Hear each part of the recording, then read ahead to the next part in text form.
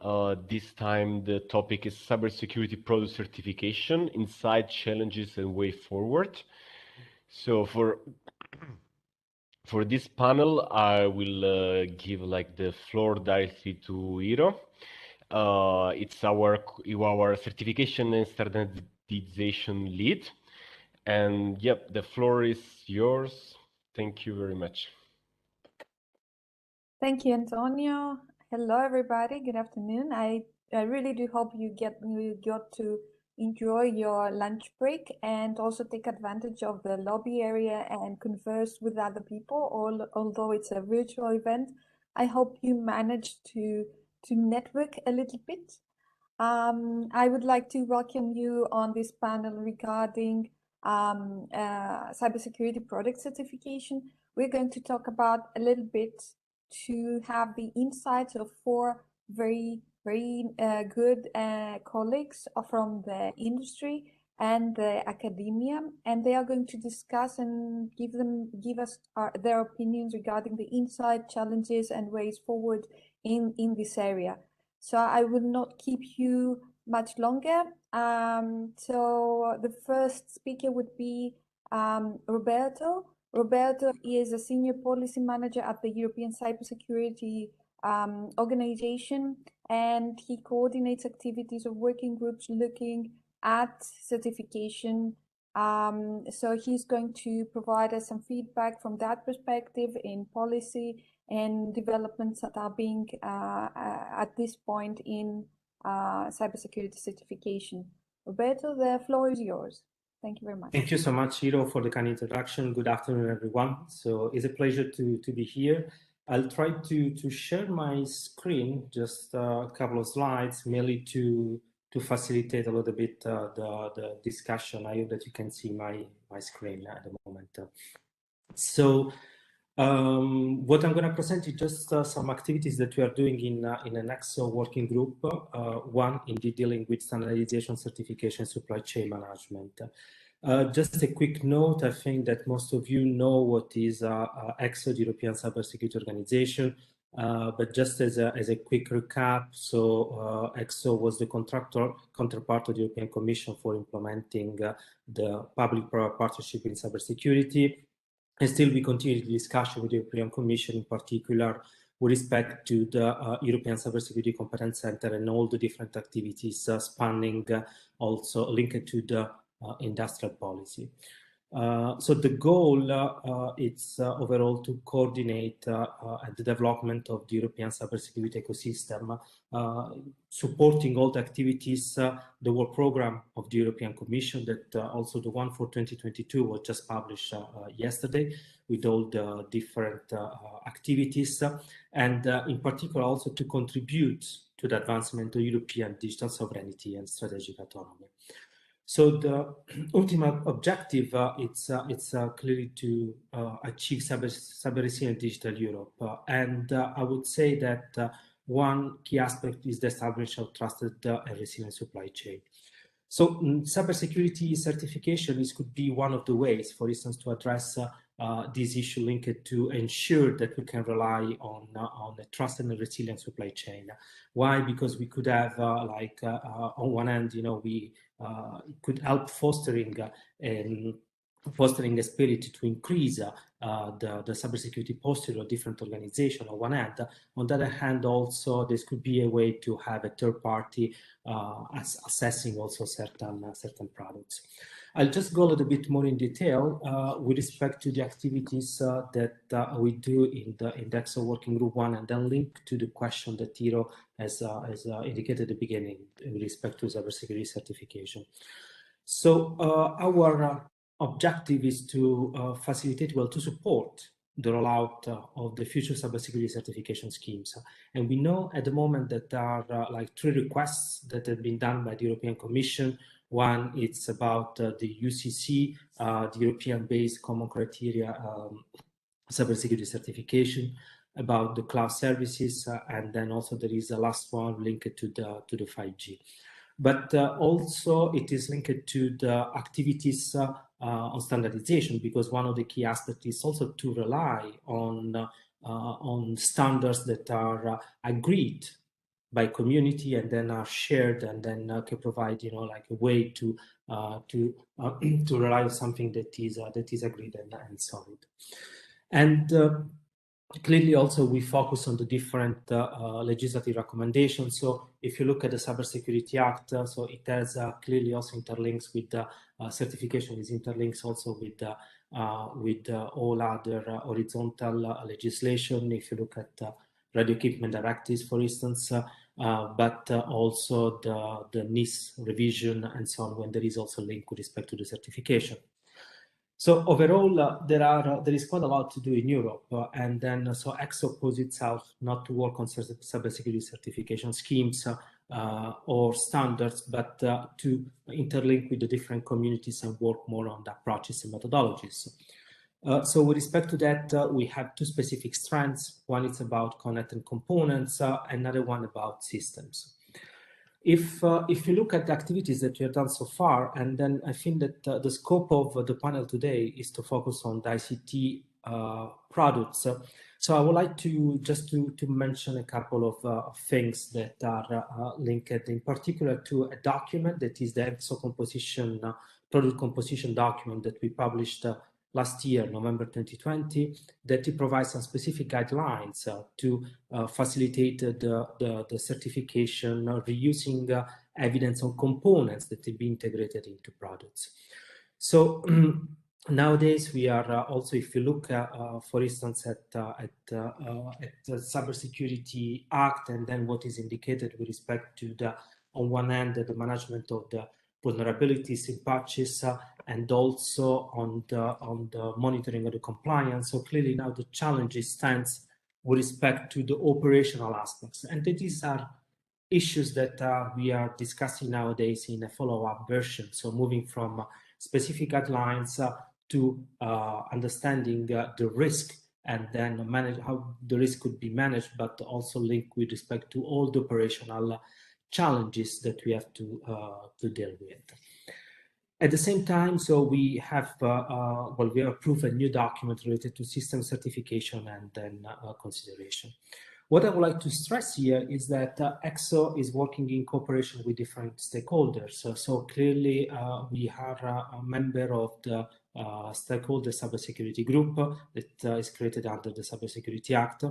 And we have also a collaboration with Cascella and Hendrik, with whom we have a memorandum of understanding, and clearly discussing with the Commission and ENISA.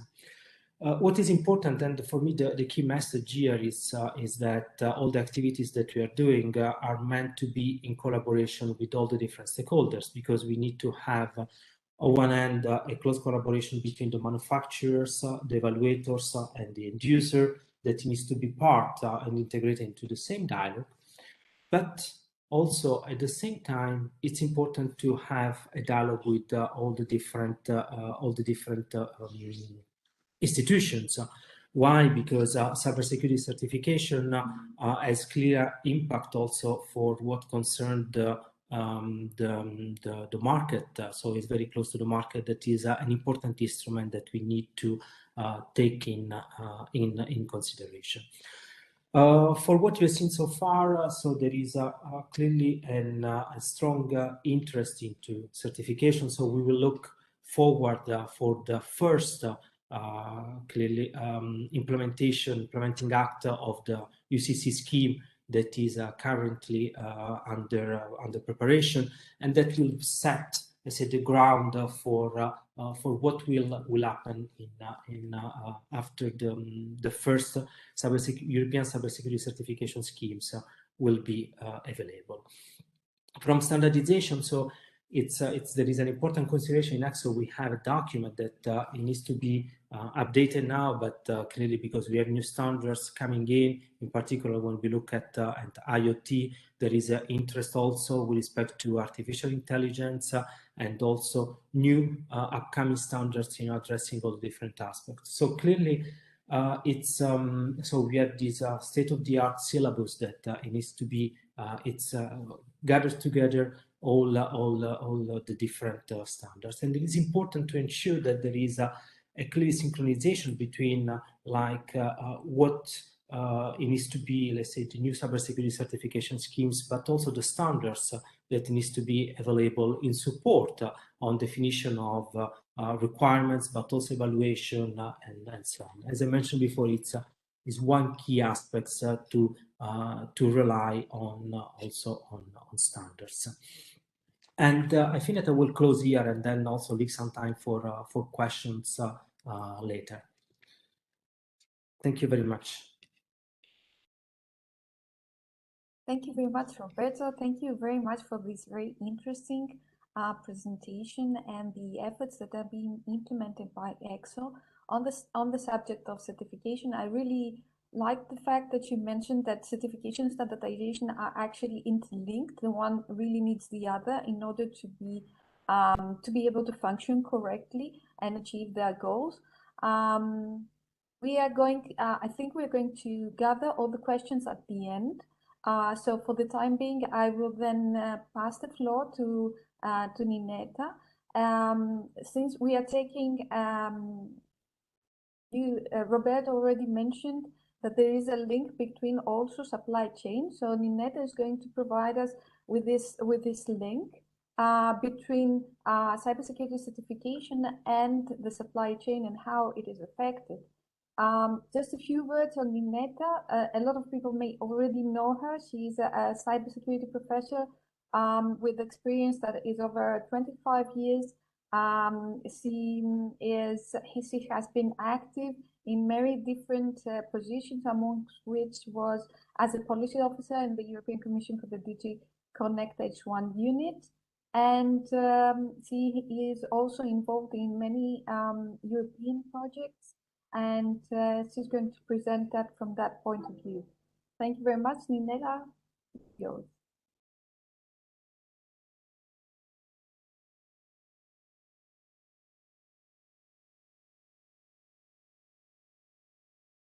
We can see your desktop there, but now we can see the... Hello, thank you very much for this invitation. Can you hear me now? Okay, great. So as we know, the Cybersecurity Act actually is covering certification related to ICT products, services, and processes. So the question here is, what do you mean by certifying the supply chain services? Now, about supply chain services, we see this word of supply chains in different legislation and initiatives, like the NIS, the proposal for 2.0. The proposal mentions the need to address the security of supply chains and supplier relationships. We also saw in the liability, of course, for defective products, and in the EU Security Union strategy that mentions the need for strategic autonomy and resilience for our supply chains. So the question is, though, what is a supply chain service? I guess in all sectors, whether it's in health, in transport, in maritime, in government, all services these days are actually supply chain services. Why? Because they involve numerous business partners, customers, distributors, manufacturers. And we saw this lately during the pandemic of COVID, how important the supply chain service for delivering the vaccinations was. So securing the supply chain services is most important. And we can see the supply chain service from different views. We can see a supply chain service as an interconnected graph of nodes, where these nodes are ICT equipment, ICT assets, and also physical assets, that their interconnection is necessary in order to provide this service. And the characteristic is that all these ICT and physical assets belong to different business partners. So this web of physical and ICT assets actually interconnect in order to be used to provide the supply chain service. So such supply chain service, it's threatened by business threats, physical threats, cyber threats, and hybrid threats. Lately, we saw in the UK how important was the business threat, where there were not truck drivers to drive the trucks to distribute the goods. So this is a business threat that actually had impact on the daily lives of the citizens. And of course, all these type of threats need to be considered in supply chain service resilience and security. And as we said, supply chain services are provided by all different economic sectors. And ESA lately published a report on the threat landscape for supply chain attacks. And we realized there that the threats are not different than the threats from our systems. The cyber threats are almost the same. We had malware, phishing, web attacks, ransomware, espionage, and so on. So the cyber threats of our systems are actually the same of the cyber threats in the supply chain, because the cyber assets are actually the same as in all organizations. Now, in the project Cyrene that I participate as a consultant there, we realized and we took as a basic for proposing a schema for a supply chain service, we used the European as a template. We use the EUCC, the European Cybersecurity Certification schemas proposed by ENISA. And I remind you that this schema is actually a set of rules and technical requirements and standards that we are imposed to use for every schema.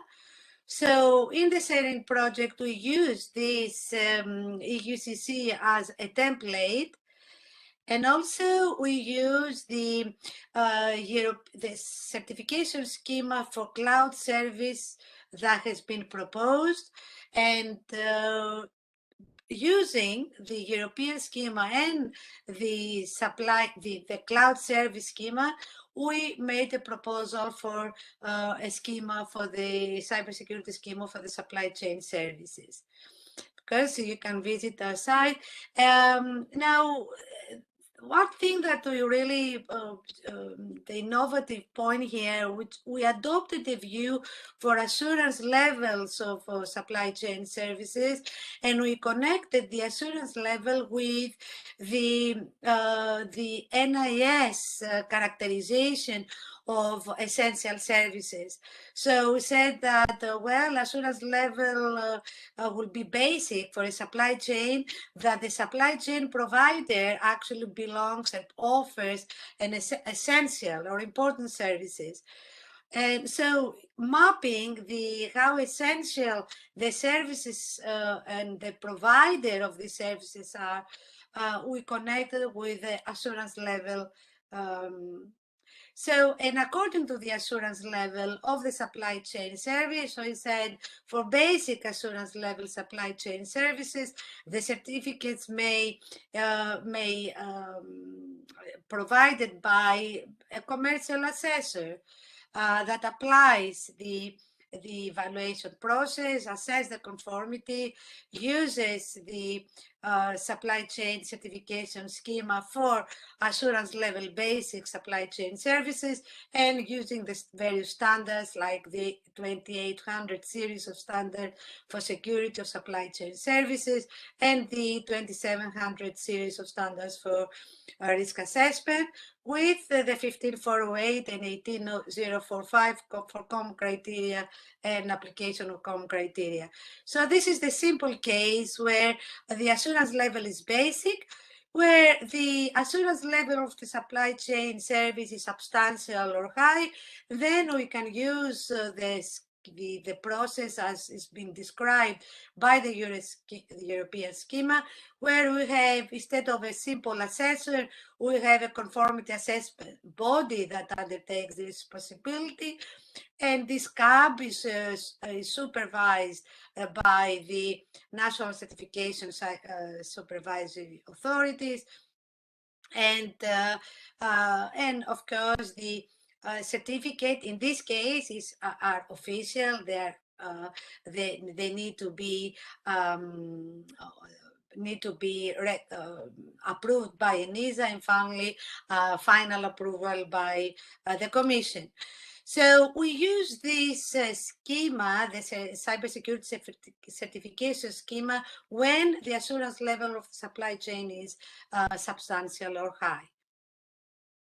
So the other innovative aspect in this project is that for conformity assessment, in order to apply the common criteria, the 15408, we connected it with risk assessment, and actually we developed an enhanced online ISMS that can provide all information and outcomes of a risk assessment, and this can be used by the assessor for conformity assessment as well. We did this by interconnecting terms that we see in the ISO 2700 series for risk assessment, which in this schema is the upper hand. And in the lower part, we see all the terms that we see in the conformity assessment, common criteria. So if we realize the connection of the terms, then we can realize that we can implement an ISMS that is enhanced, and it can provide information to both the risk assessor and the conformity assessor. So this is the innovation in this project. Such a similar work on connecting terms between risk assessment and conformity assessment has been provided in the annex of this newly published report that I had the honor to participate as well, where in this report we also try to connect the terms in order to finally have enhanced conformity assessment methodologies that take advantage of the results of risk assessment. So Cyrene, also this project, if you follow this link, you can see a glossary posted in the site of the project, that actually you can find the interrelations between these terms. And I hope I didn't take a lot longer time. So thank you very much for this invitation, and I'm at your disposal for any further question. Thank you, Nineta. You were exactly on time, to tell you the truth. Okay. Thank you very much. Everything was very, very interesting. If I had to pick like two things from this very interesting presentation, I would say that I found it very, very interesting the way that you depicted the dependencies that exist between in an organization, for example, and its supply chain, and the map that is created with all these interdependencies. So it was really interesting, and it gives you a perspective of how it's not just your organization, but it is a whole ecosystem that should be secured as well. And I also like the fact that you propose an actual scheme in your project that contains the basic characteristics and covers also the substance and correlates the assurance levels introduced by the EU CSA to actual specific definitions in relation to the services. So I find that very, very interesting. And hopefully afterwards in the discussion with everybody else, we get to talk a little bit more about the challenges in implementing such schemes. So without further ado, I would like to pass the floor to Philippe. Philippe is the scientific coordinator of CETIC, a Belgian applied research center in ICT. He's involved in within his research in software engineering, security, and distributed systems. He's leading the task of certification for the European project Sparta, and he would like to provide an input, and we would really like to hear more about the common criteria and the certification processes. To you. Thank you. Hi everyone. Eero, do you think you could project the slides because I'm having problems projecting? Yes, of course. Give me a second. I will open and project my screen.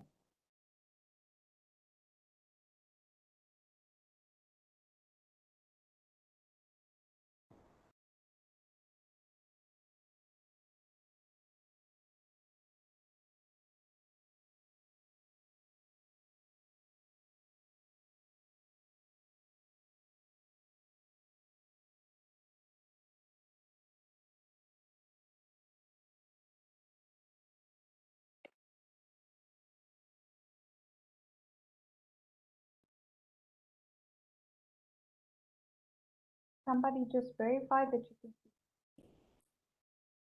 Yeah, I can see them. Thank you. Okay, so next slide.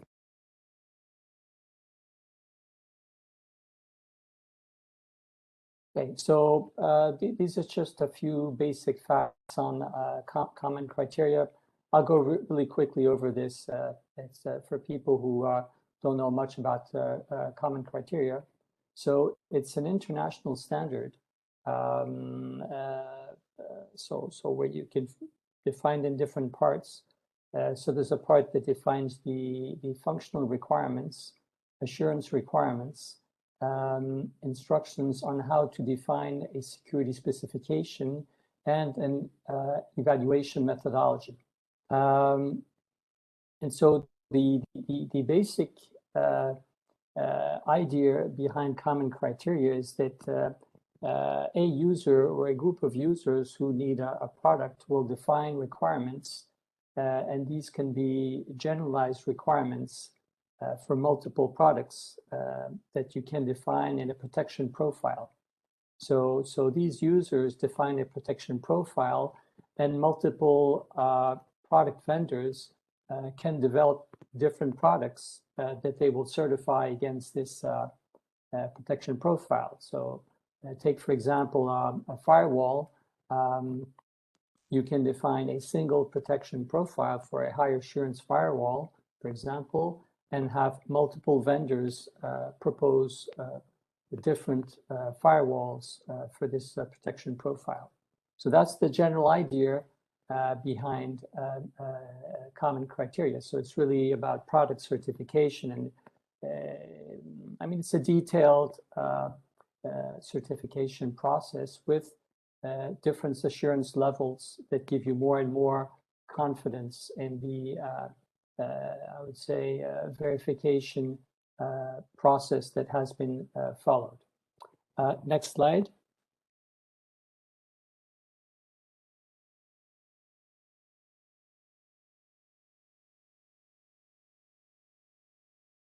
So next slide, please.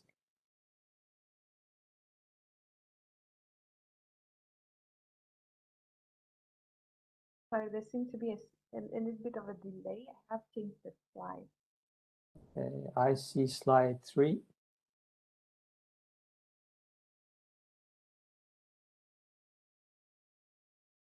Okay, it's fine. So the current status of common criteria is, so as I mentioned, common criteria is an ISO standard, so it's really international. There was in Europe an agreement called the SOGAES, which was an agreement between different European countries for mutual recognition of certification. So the idea is that if a product is certified in a European country, for example, Germany, this certification will also be recognized in other European countries. So that's the existing SOGAS agreement. And so this is being transposed in the new EUCC certification scheme, so which is the Cyber Act adaptation of the International Common Criteria Certification scheme. I just wanted to mention that in the Sparta project in which I'm working, we've done a comparative analysis of a number of certification schemes, and this is deliverable 11.1, and where we review organization level certification schemes and standards, process-oriented certification standards, and product-oriented certification standards. So you can find a bit more information about common criteria and related certification schemes there. Next slide, please. Okay, so I'll talk a bit about the challenges that we have discussed within the Sparta project, and where most of our work is focused. So there was a lot of discussion on the product versus process certification, because when you use common criteria to certify a product, it's a lengthy process, and it can be costly also. So you don't want to certify these products very often, and so this is fine when you have systems that you certify once and then they're deployed, and they don't change, and this is the way it's been working in the past. So, for example, when you certify smart cards, well, the smart cards stay the same. You don't update them. There's very little evolution. But when you do have products and services that evolve very, very quickly, so for example, cloud services, well, product-oriented certification is can be cumbersome and actually, I would say, unusable, because in such cases, the product changes every week or every day even. So it's just impossible to certify systems that evolve that quickly. So that's why we in Sparta, there's been some work on this alternative to product-oriented certification, which is process-oriented certification. So there's a nice discussion there that presentation that you can see in D11.2. For the product-oriented certification, there was a lot of discussion that more flexible processes, evaluation processes were needed. So that's where most of the work has gone. So if you could go to the next slide. So the main idea there was to try to integrate the certification process into the development process, so that you get more flexible and more integrated certification processes. And so here on the left, you have the typical common criteria process. And on the right, you have a mapping of these different steps to, I would say, security engineering phases. Okay. And so what we've tried to do is define a process where the certification is integrated in the development process, so that it becomes, you're kind of evaluating byproducts of development. And so you're kind of minimizing the certification and evaluation work. So if you go to the next slide, I've got a short example of this. So here we focused on updates. So when you have products that have been certified, whenever there's a change to this product. So even a patch, it could be a security patch. You do have to go through impact analysis. So it means that you have to gather all the evidence about the impacts of a change, a new version, for example, of a certified firewall. You have to gather all the evidence, and then you have to check with the evaluator if the changes impact any of these certified requirements. And if so, you have to go through the certification process, but you want to do this only on the parts that have been impacted and based on previous, I would say, certification evidence. So we've been working on, I would say, combining the certification process with in our case, the development process, and we've been using DevSecOps, so very fast development processes. This is the work we've done and are still currently working on. Next slide. So future work will be reported, and challenges as we see this will be reported in deliverable 11.3, where 2 points are mainly developed. So it's this idea of integrating certification activities into the development process so that it's faster, requires less work, just to make it more efficient. So this is one way towards making product-oriented certification more, I would say, workable for products that do change over time. And then the second interesting idea, is that when you do this incremental certification,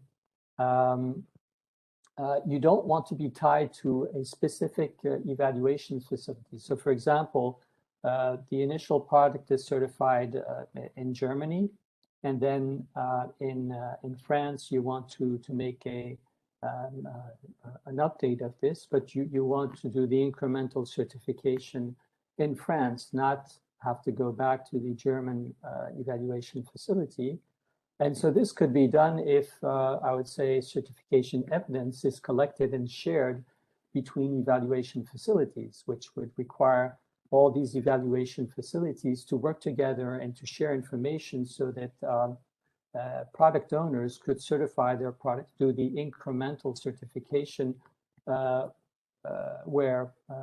with the evaluation facility nearest to them. And a last open issue on which we have not worked, but I think is really interesting to talk about, is how can we determine if these certification schemes are effective and useful?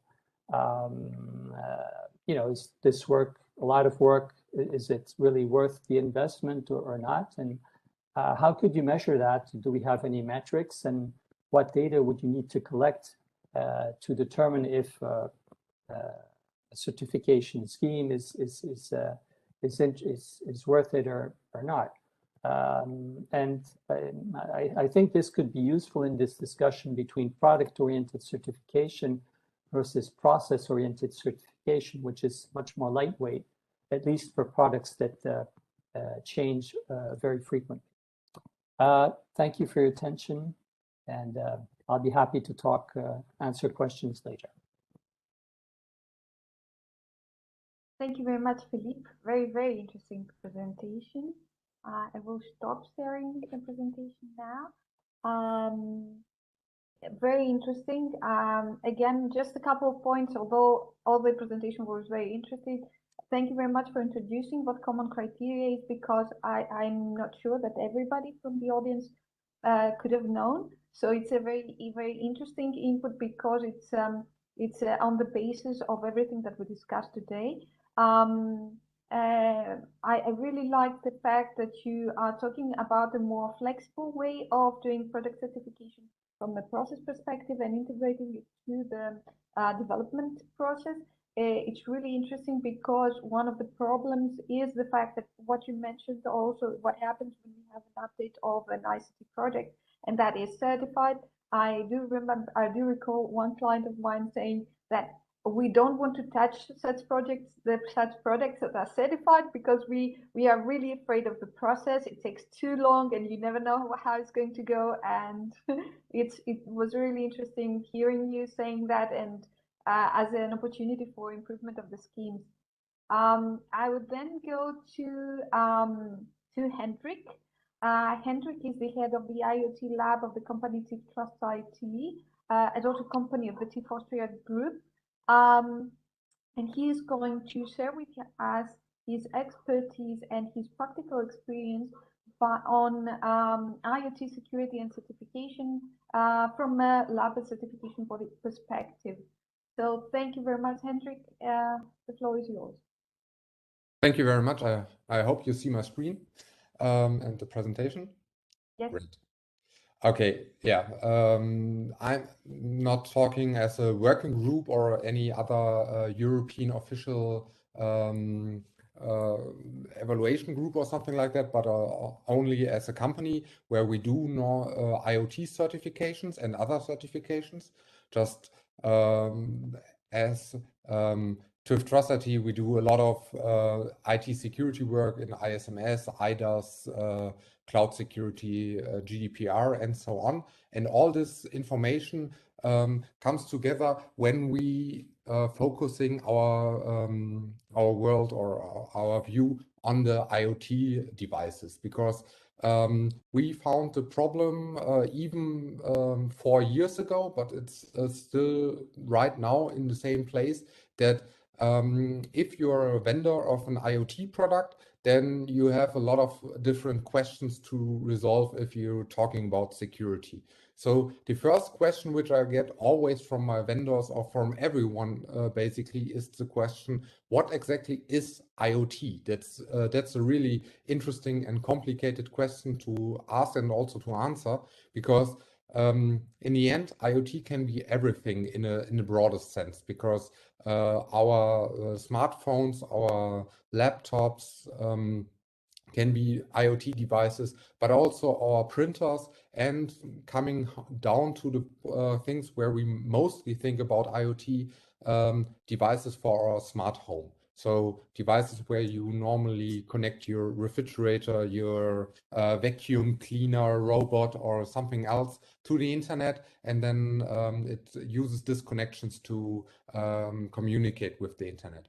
And as you see, most of the times when we talk about IoT devices, we have devices which cannot function on their own mostly, but they normally also need some kind of app on a smartphone, or sometimes even an application on a Windows or Macintosh device. And normally they also connect to a cloud infrastructure. So if you take this into consideration, you already see that this can get quite complicated and problematic to see what is really presenting the security of my IoT device, and what do you need to certify to validate that it's really secure in this sense. And even if you then say, okay, I identify as an IoT device and I want to get to the European market, then you get into the next big problem, and that's then IoT certification. So what kind of certification could you take right now? And that's only a small portions of the certification which are, at least to my knowledge, available in Europe. And that's for example, here in Germany, we have this Sicherheitskennzeichen, which is basically a label, as IT security label. But we have also from our TÜV group the CSC, Cybersecurity Certified IoT devices. But you could go also for common criteria and use that to certify your IoT device, as we saw before in the presentation before, that common criteria can be adapted and used for all other devices. So you could theoretically use that also for IoT devices. Then we have the European initiative for RED, Radio Equipment Directive, which will also include IT security aspects in the future. So you maybe already need IT security certifications and validations if you have a device which has a radio equipment device in it, so some kind of Wi-Fi, Bluetooth, or something like that. And then we come to the ECSO EN 303645, which is a standard for different other certifications like the RED. So where the RED and other IoT security standards use the basic is this cybersecurity for consumer Internet of Things standard, which also has a testing standard attached to it, which can be used to also certify devices against it. And then we have what we heard also before, the EUCC, European Common Criteria, which also is, basically can be used to target also IoT devices. But nevertheless, we still have the problem in our surveillance and our discussion with manufacturers that oftentimes manufacturers have the problem that they change their cloud infrastructure, their app, and sometimes also the firmware on the devices quite quickly, quite fast, and also bring up new devices. And most of these certifications only then focus really on one time of certification and one version of device, which is, for example, quite a heavy problem in the common criteria world, where you only certify normally one really version of device, and if you change anything, it's a lengthy process to define if it has impact on the security or not. Therefore, we developed 4 years ago our own standard, our own certification, which heavily focused on verifying processes at the development side.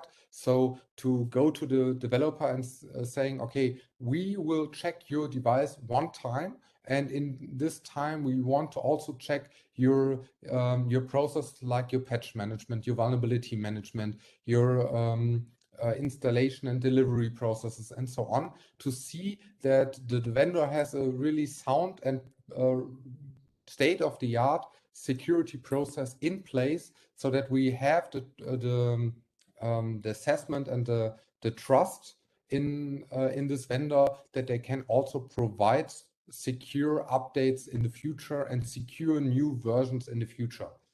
We developed this standard 4 years ago because of the lack of standards in that time. Now we have a lot of different other standards which are in the European space. Nevertheless, still we mostly certify with this standard, just because the other standards have so many regulations or restrictions on different levels, which makes it most of the time too complicated for vendors to really apply to anything or to any other standard. So that's one of our main points, that from our point of view, we really need a coordinated and harmonized European approach here, where we have one standard device and IoT certification, which a vendor can use to really sell their devices all over Europe, and which is really also marketed and seen all over Europe, and not only in one country or one really specific field. And if we are talking about IoT devices, especially the cheaper ones coming from Asia, then from our perspective, there will be no incentive for them in any case to certify their devices or to implement strict IT security measures in their development environment and so on, as long as they can just sell their products over their price. And when we want to really enforce security on the IoT market, which I think we should do, then we need some kind of regulation or any other strict enforcement that these kind of IoT devices needs to be tested and certified. Because from our experience, attacks on IoT devices are different than attacks on most other OT or IT devices, because most of the time people using their IT device or using in a production way, a company using their OT devices, they don't want to have any malware or any attackers on their devices. In the IoT scheme, this is not really the case. As long as the device is functioning as it did at the beginning when the customer bought it, like for example, a lamp is still turning on and off, the customer most of the times, unfortunately, doesn't really care if malware or attacker is on the device, and the device can, for example, be used for a botnet or something like that, because as long as their usability is not in any way minimized, most of the times most people don't really care about if it's can be hacked or if it's not hacked. They more care about the price and the usability of the devices. That's basically my presentation. Thank you for your attention.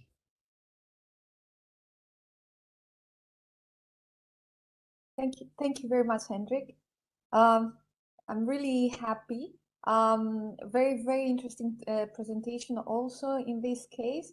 I'm really happy because we kind of created a circle. In the beginning, Roberto also mentioned about the interconnection between certification and standardization, and Hendrik also mentioned that one of the problems that he perceives is that we have this lack of standards, or we have too many standards but not harmonized enough in order to have unique solutions, and that creates a problem. And I really enjoyed his presentation, and also all the other practical things about IoT and how differently perceived and how certification should apply to them. But we should keep in mind that they have peculiarities, and on criteria may not be the best solution in the solution process. Is kind of a circle. I would like now to pose some questions. I'm looking at the question and answer tab on the platform. I don't see any questions that have been posed by the audience. Maybe Antonio can help me out.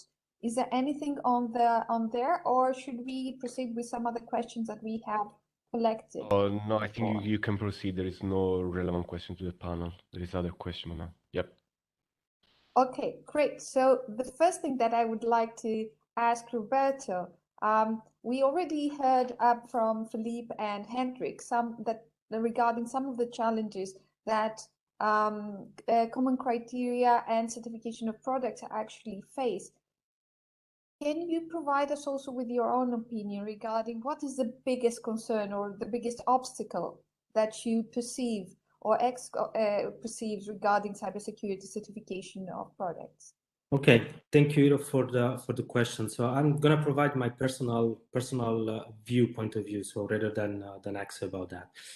So I would say that one thing, I mean, is clearly when you look at I already mentioned during the presentation, I think that it is important to ensure that there is a close cooperation between the manufacturers and then the evaluators, especially because, you know, the new cybersecurity certification schemes like the UCC will require like these aspects linked to the patch management and also the vulnerability disclosure and also continuous compliance. So this it's one important aspect to look at. But if we consider also overall all possible cybersecurity certification schemes that are going to be defined under the Cybersecurity Act, so I would say what would be important is to ensure consistencies across all these schemes, because I think Nineta already mentioned, but also Hendrik mentioned that most of the time, you know, we end up like combining these schemes. So reusing, for instance, if you look at simple IoT, so we have an IoT devices with a backend that this could be a cloud service that could be combined and then provide a more complex service. So these are questions how to deal with this kind of situation, and then, for instance, what could be the final assurance level. And so with respect to ECSO, we are trying to answer to those questions by looking at the composition approaches.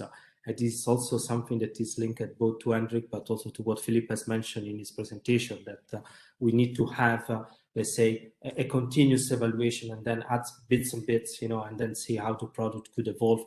And then in case whether certain requirements might be invalidated because there is an update, and so also how to deal with that. So I would say that consistency is one important aspect to consider. Cooperation, so ensure that all the different stakeholders are around the table, to work together. And one, for me, big challenge is going to be the monitoring of the compliance, but that we are going to see how this will happen later once we have at least the first cybersecurity certification scheme in practice available like UCC, and then to see how this could be achieved in a good way. And finally, yesterday I was also joining a discussion about UCC and so on. One important point of view is to look at worldwide, because I mean Europe is not in isolation, but we have to consider that products that are both developed by European companies but also third-party companies. So we have the markets that are interconnected. So we need to ensure that there is all these aspects are taken into account while still respecting the European legislation, the European regulations, because this is key important. Thank you, Roberto, very, very much. I think that you summed up the challenges very well. And I especially like the fact that we should go on. The next step should definitely be one that shows cooperation, that we're sitting, all of us, all the interested parties in a table, and that we are not one against the other. As an auditor, I have very often felt that we are, with the client, we are on opposite sides, but in the end, we are all on the same side and on the society's interest and the personal interests and freedoms of everybody. So I'm sorry, I cannot address the question to all of you because we don't have a lot of time, but I would like to hear just one input from everybody regarding what do you think should be the next scheme that ENISA undertakes to implement. So we already have the basic, the one, the EUCC that we already mentioned. We have the cloud one that is almost finalized. We have a mandate that says that 5G should be implemented as the next one. What is your opinion? Nineta, can I hear a proposal? I will follow Roberto's comment before I answer to this question. And as Roberto mentioned, I think that we need to see, first of all, the UCC in practice, how, at least in Cyrene, try to put this in practice by applying it to supply chain service. I think before we need to see a lot of, to have some trials first before we move to the next schema and to the next certification schema. Also to really solve the challenge on interrelating and interconnecting the existing standards. Because, just putting in a scheme a bunch of standards that, okay, they relate to the specific product, it's just an academic statement.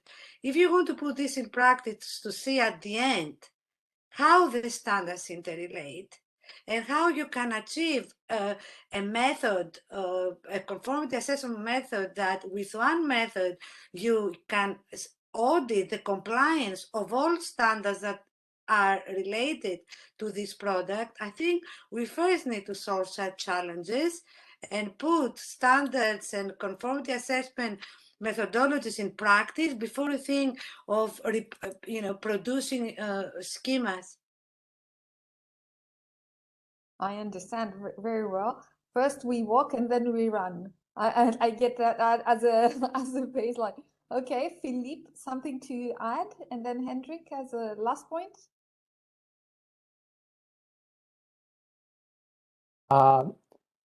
Yeah, I think we need to focus on I would say, areas related to critical infrastructure. So yeah, I think IoT is one that should really be covered. But again, that's a complex area because of the diversity of systems that do use IoT devices. So that would be my I would say my area where we need a Cyber Act scheme. Great. And taking 1 minute from the next session, Hendrik, your comments.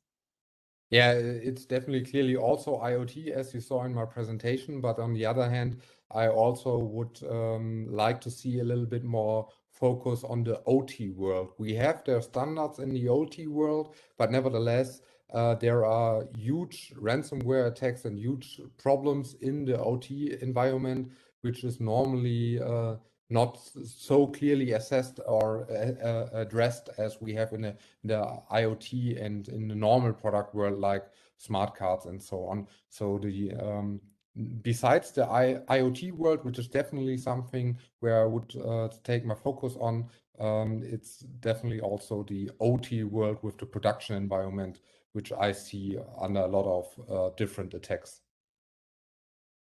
Thank you very much, Hendrik. So thank you very much, all of you. I really enjoyed the presentations. It was very, very valuable. I hope we managed to convey to the audience that certification, cybersecurity certification in products or processes has just started. It has a lot of way to cover, but it's definitely something that we need to deal with at a policy level, at a European level, at a manufacturer's level, at the standards level, from all the very many perspectives. And it's definitely a subject that will be in the forefront of developments in the next years. Thank you very much to you for presenting this. Thank you very much to the audience, and I give you to the next presenters. Sorry for the short delay.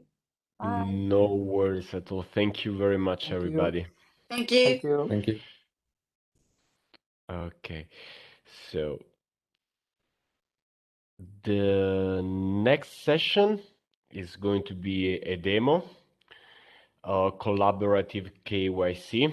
We have on the stage both Robert Norville and Mario Mawat. I will let you introduce yourself, guys, and the floor is completely yours. Thanks, Antonio.